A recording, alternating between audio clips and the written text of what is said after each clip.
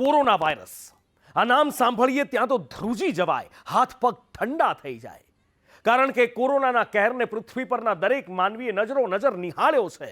દુનિયાની કરોડો વસ્તીએ એને અનુભવ્યો છે, એનો ખોફ વેઠ્યો છે અને મોતને કંઈ કેટલાય લોકો ભેટ્યા છે. અને બસ ત્યારબાદથી વાયરસ શબ્દથી માનવ ફફડી જાય છે.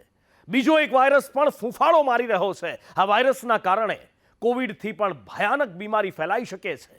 ત્યારે ક્યાંથી આવ્યો છે આ વાયરસ, કેવી રીતે આવ્યો છે, અત્યારે ક્યાં છે, એનો પ્રભાવ કેટલો પ્રભાવ છે, આ વાયરસ ફેલાવવા માટે જવાબદાર કોણ છે? હવે બધા જ સવાલોના જવાબ જુઓ આ સ્પેશિયલ. ખુખાર રાક્ષસે ખખડાવ્યા દ્વાર. વાયરસના સ્વરૂપે તબાહી મચાવવા તૈયાર. ફરી એકવાર માનવજાત પર ખતરો મંડરાઈ રહ્યો છે.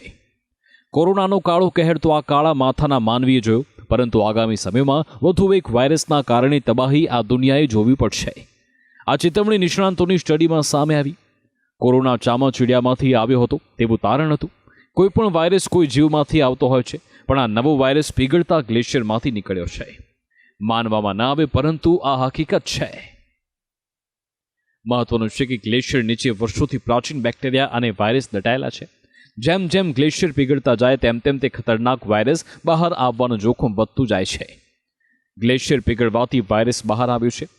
ફેરપ્લેક્સ નોર્થ સ્ટાર બોરોપર્માફોસ નામના ગ્લેશિયર પીગળવાથી એક વાયરસ નીકળ્યો.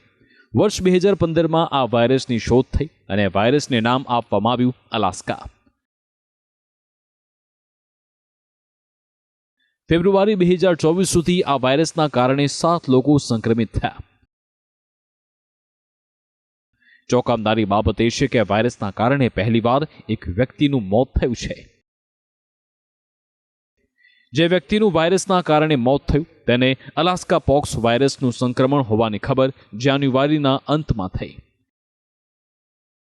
જેમ સ્મોલ પોક્સ, મંકી પોક્સ, કાઉ પોક્સ હોય છે, તેમ આ વાયરસનું નામ અલાસ્કા પોક્સ રાખવામાં આવ્યું છે. આ વાયરસના સંક્રમણના કારણે શરીરની ત્વચા પર લાલ ચકામા થાય છે. ઝડપથી સારવાર ન મળે તો તે વધુ ઊંડા થાય છે.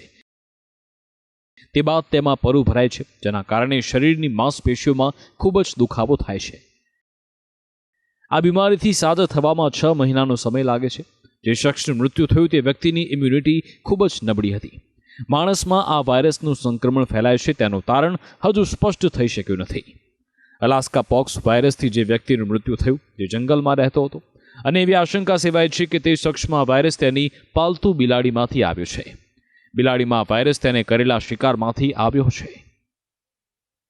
ચોંકાવનારી બાબત એ છે કે થોડા સમય પહેલા તિબેટમાં પણ પીગળતા ગ્લેશિયરમાંથી વાયરસ મળ્યો. 15,000 વર્ષ જૂનું વાયરસ હોવાનું મનાઈ રહ્યું છે. આ વાયરસ જો ફેલાય તો તેનો ખતરો ચીન, મ્યાનમાર અને ભારતમાં જોવા મળી શકે છે. હાલ આ પ્રાચીન વાયરસનો કોઈ ઈલાજ નથી. ગ્લેશિયર પીગળવાની ઘટના સૃષ્ટિ માટે એક ખતરાનું એલાર્મ છે. ગ્લોબલ વોર્મિંગની અસરના કારણે ગ્લેશિયર પીગળવાની ઘટના વધી રહી છે. જેનીવામાં સંયુક્ત રાષ્ટ્ર જળવાયુ સંમેલન અંતર્ગત દુનિયાના દેશોને એલર્ટ કરવામાં આવી રહ્યા છે. WMO એટલે કે વિશ્વ હવામાન વિજ્ઞાન સંગઠનના રિપોર્ટ મુજબ છેલ્લા 10 વર્ષમાં દુનિયામાં અતિશય ગરમીનો રેકોર્ડ નોંધાયો. વધતો વરસાદ, વધતી ગરમી અને ગ્લેશિયર પીગળવાની ઘટનાઓનો આ રિપોર્ટમાં ઉલ્લેખ છે. કુદરતના સંસાધનનો બેફામ ઉપયોગ. પ્રગતિ તો વિશ્વએ ખૂબ કરી, પરંતુ કુદરતના ભોગે. અને આ જ પરિણામ આજે આખા વિશ્વમાં રહેતી માનવજાત ભોગવી રહી છે. તેવામાં જળવાયુ પરિવર્તનની દિશામાં આક્રમક પગલાં દુનિયાના દરેક દેશ તરફથી લેવાય તે અતિ આવશ્યક બન્યું છે. સ્પેશિયલ રિપોર્ટ, સંદેશ ન્યૂઝ.